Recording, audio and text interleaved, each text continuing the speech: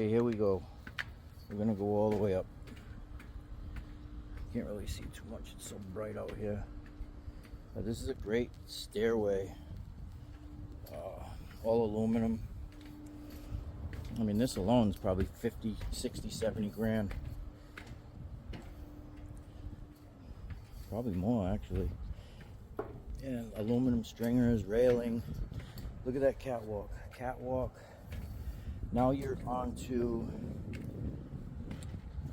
the top. Let's go over to this side.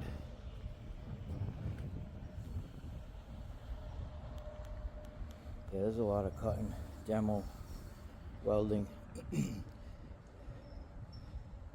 All them ribs. Yeah, this would take a minute.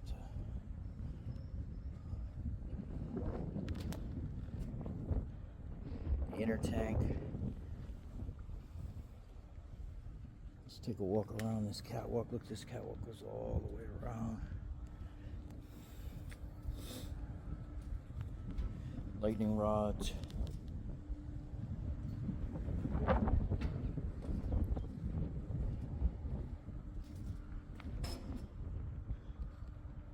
All that demo work.